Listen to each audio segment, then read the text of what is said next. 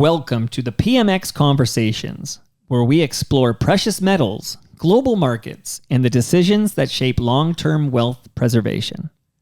I'm Toronto Mike, and this podcast is brought to you by CanadianPMX. We're joined today by Alfredo Cimino, Numismatics at Canadian Coin and Currency. We'll get back to that word in a moment. But in this episode, we'll be discussing how to build a collection. Hello, Alfredo, and welcome to the PMX Conversations.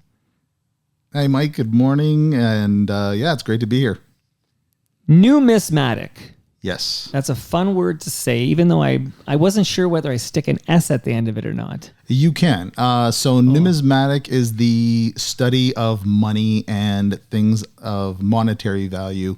So we talk about paper money, we talk about coins, we talk about metals, medallions.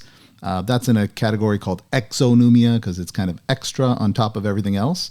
My role with Canadian Coin and Currency is the National Director of Numismatics. See, easy for me to say. Yeah. You butchered it. Everybody butchers it at some point. So, I've been doing this for 25 years. Wow. So you know your stuff. I've been around the block. Because we're just going to spend 20 minutes talking about this word I just learned, numismatic. I got to say, it's really fun to say, but you do have to phonetically, carve it out before you tackle it. Yeah, it's one of those words that it takes a few minutes. Now, I think I'm a natural born collector. Like, I only say that because in my life, particularly my youth, I would collect baseball cards, for example. I would collect stamps. I would collect coins. Why do people typically want to collect? So it's in human nature to want to acquire things, like just stuff in general. But when we see things that we use as money every day and they're all different from different countries, they have different shapes, different metal contents, we have this desire to have one of everything. And that's how collecting kind of starts. So you begin with this one odd thing from a family member from overseas, and all of a sudden it spirals into this endless void of so many different things that you want to accumulate. You want to collect them all. Exactly. Like shout out to the Pokemon. That's exactly it. Got to have them all. Got to catch them all. Got to have one of everything. It's there. Do you think there's an entire generation listening to us right now? What? What are they talking about? You know what? I hope not, because that's the generation I want to remind that this is an amazing, rewarding hobby, and there's so much you can learn and so much you can appreciate. I can tell you, being of Italian background, I thought Canadian history wasn't that exciting, and I thought, ancient Roman, that's where it's all about. But getting into this hobby and learning about Canadian history through numismatics, I got it right this time. That really gave me a real appreciation for my family and for myself as a Canadian. So this is really a patriotic thing too. Well, that's super interesting to hear you phrase it that way, because it's like you're sort of learning history through these items that you're collecting. Absolutely. There's so much you can learn from Canada's role in, say, the Second World War and why we changed the metal content of our nickels from nickel to tombac to steel, and the reason why even in 1952, when our coins went back from nickel to steel, people forget about our role in the Korean War and what we did there. So lots of different things that I've really taken for granted, and we as Canadians generally take for granted because we don't know that history. And so, like any detective will tell you, follow the money and you'll get to where you need to be. That's Woodward and Bernstein. There you go. So that's it. I think it was Deep Throat that was telling them to follow the money. That's going to be one where this generation's not going to necessarily remember, but sad but true. So collecting is essentially, it's one of the oldest hobbies in the world, I'd imagine. It is. Again, for as long as there's been money, there have been people who, again, want to have a little bit of everything. In fact, even in ancient Roman times, emperors would create coins featuring past emperors to commemorate their reigns as well. So commemorative coins is not a new thing by any stretch. It's just a matter of how far we've come along in terms of developing the types of things that we collect, the themes around the things that we collect. Do you collect? I collect a little bit, and mine are more thematic, rather than just having one of everything.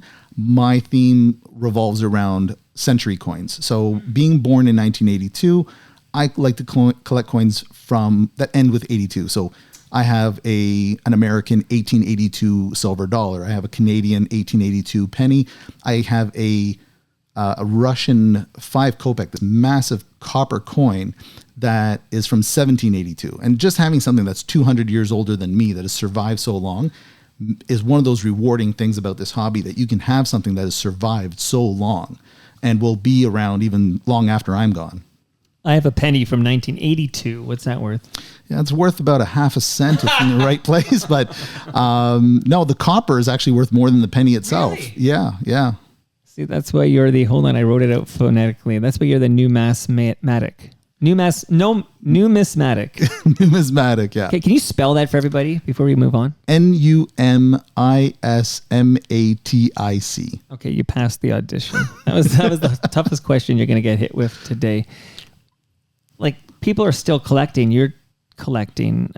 There's a misconception out there that it's a relic from years ago, but it's people are still collecting. Oh, 100%. I mean, when you look at what the global value of numismatics now is something like $9 billion. And economists are actually seeing that over the next 10 years, this is going to blow out to like over $40 billion in the next, over the next 10 years. Like, there is maybe a shift in the way people collect, but the idea of still collecting, of shifting your wealth into things of historic value and things like that, that is still very much a strong motivation for a lot of people. So there's no shortage of collectors out there. It just seems that, people feel that there's a generation where they're forgetting about being able to collect because not everyone has the disposable income as they did once upon a time. So what you'll see is this young generation of people who get into collecting. They're really excited about it, but then life happens. They're in university, they're getting jobs, they're getting married, they're starting off their lives.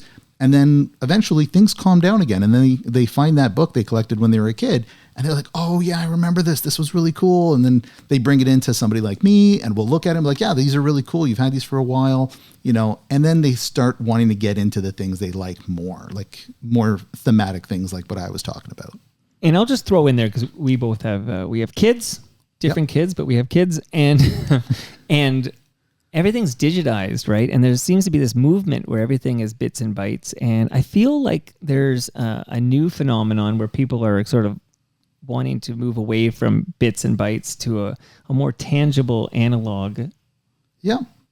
And you know what? I see that even with my kids. Like, my kids see the different commemorative coins, and anytime like my kids are around or my friends bring their kids, they always bring me their coin. It's like, oh, is this worth something? Because they know what I do. And the fun part is sometimes the stuff isn't significantly valuable at that time, right? Or it may never be, but they have so much fun and so much joy in collecting it. And so it's like, oh, you know what? You like that? Let me show you some other cool stuff. And I'll let them get a new exciting toy, and you just be excited for them, because it's inspiring that imagination in them and what's possible. So that's kind of what what you get with these young kids, and having something that they can hold as opposed to just a screen that blinks out. That's it, right? It's the tangible. You can you can hold it in your hand. Yeah, and there is a feeling of ownership when you can touch it, feel it, and hold it, and the only person that can take it away is your parents. Right. Now, you mentioned your people will bring a coin and say, "Is this worth something?" But how do you want us to present our collections to you? So I'll get people bringing in things anywhere from a big shoebox full of just random stuff, and we spend like 15-20 minutes, we sort it, we'll organize it and say, okay, these are worth silver value, these are worth numismatic value, the collector value, and then these items here, they're really common, they're kind of cheap and cheerful, but that's the kind of thing that again inspires that next generation of collectors. Then you get the collections that where they're curated and they're in binders and they're looked after, and so we're going to be very careful making sure that all of those are looked after properly. And again, we'll give you the breakdown of what's valued and how it's valued, and really answering the questions for the client so that they get a sense of what their value is, how it's valued, and they can make an educated decision on whether they want to sell their collection. So how they bring it, the one thing I will say is never, ever, under any circumstances, clean your coins. Just don't do it. And that's the one mistake a lot of people make. Yeah, I would think you would want to polish them up or something. No. Just if you think in terms of like collectible cards or cars, all of these things, they sell better when they're in their original unaltered state. And with coins specifically, because of what happens with them when they're struck, that surface is a very specific surface to what happens when a coin is struck. When you clean it or polish it, you're literally removing surface layers, and that disturbs that finish. I had no idea. No idea. Look, that is a pro tip right there. It absolutely.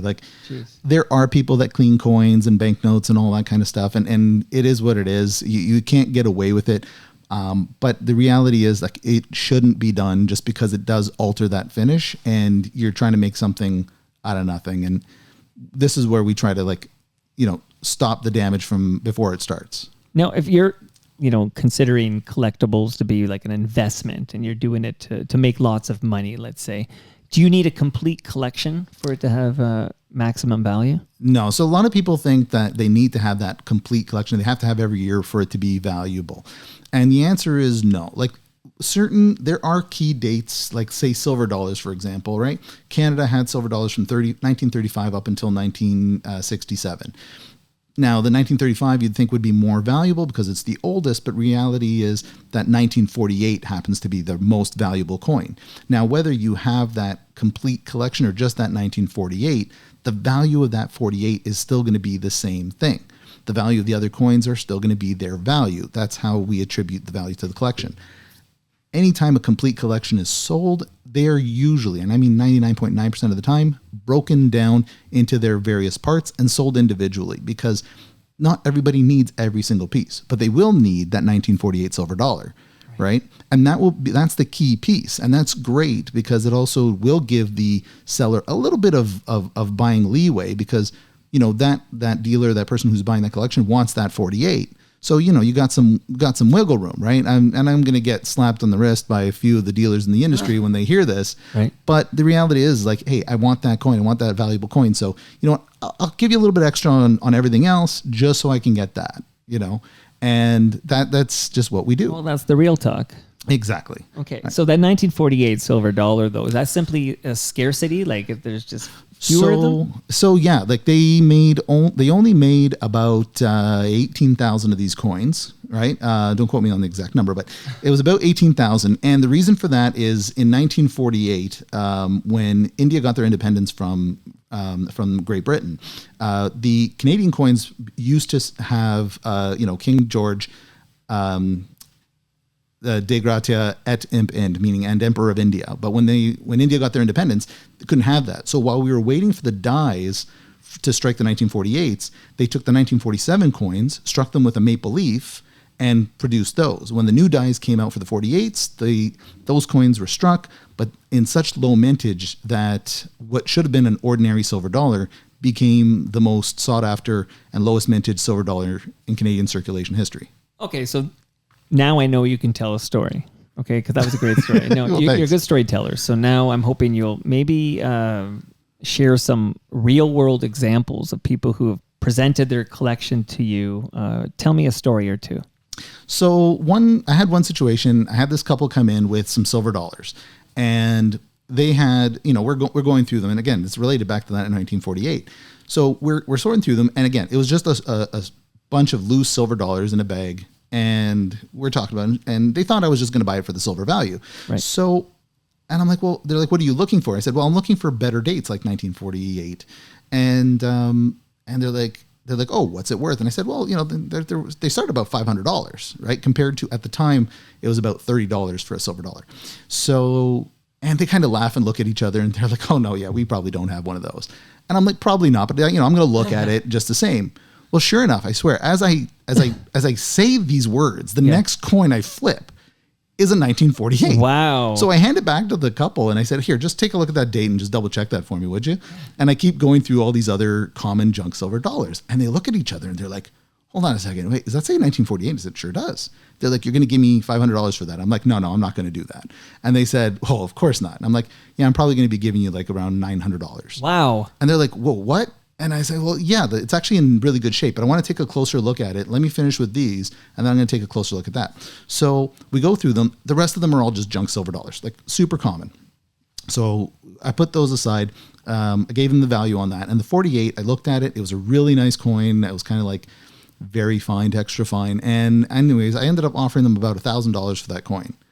And I mean, they were over the moon. So that was just a great scenario. That's amazing. And it also speaks to your integrity, your personal integrity, because they would have been ecstatic with 500. Oh, 100%. But the thing is, there's enough money to be made in this industry. You can be fair without having to gouge people. Like, there's no reason why any of this kind of, why anybody has to like really like dig deep. Maybe share, that was a great story. Maybe share one more story with me if you don't mind, and then perhaps we can you can leave us with some pro tips for new collectors who want to get in the game. And I'm thinking, I know you had a gentleman who collected banknotes for over 60 years. Oh, right. So without giving names, so this one gentleman who I was fortunate enough to meet, and he'd been collecting longer than I've been alive. So it was actually really exciting. So he had collected chartered banks. Now, chartered banknotes are privately owned banks that were able to produce their own currency at the same time that the government was producing their own banknotes, right? Because at the time, real money was coin, right? Paper was just a promise to pay in coin. Right. Anyways, so his philosophy was to buy the best you can afford at any given time. So he would spend about $500-$600 a month and just buy one really solid banknote every month for the course of the 60 years he had collected. Right. So he had spent, we did some math and it worked out where he spent about $300,000 to $400,000 over the course of his life. Wow. Yeah, that's a lot of money. I mean, especially in this day and age. Anyways, the value of his collection over the course of that 60 years, and he had bought right up until just before he sold it. So when he sold his collection, we realized a total of about $1.2 to $1.4 million. Wow. In his return. Wow. And I mean, here's the thing. A lot of the stuff that he bought early on, he made really good money on. Some of the stuff that he bought closer to the time he sold, he may not have made his money back, or he might have like lost a little bit on that. But when you take the time across, multiple decades of holding these things, that is where this value really comes to shine. And this is where you really want to be, it's not to say that you can't buy a $10 or $20 item like that's fine. But when you get a $20 item, even if it doubles in value and you sell it for say half the retail price, I mean, what are you you get your money back and you got to enjoy it. Like that's, I don't want to take this away from anybody where, the joy doesn't have value in itself. Right. But when you invest $500 or $1,000 into something over the course of maybe not this generation, but the next generation, they're the ones that are going to realize that. So it wasn't he wasn't selling this for his money. He was selling this for his family, for his estate, for the next generation to enjoy that wealth. He got the joy out of it in collecting. They will get the benefit of the financial reward. So on that note, the joy in collecting, perhaps you could leave us with a few pro tips, particularly for new collectors.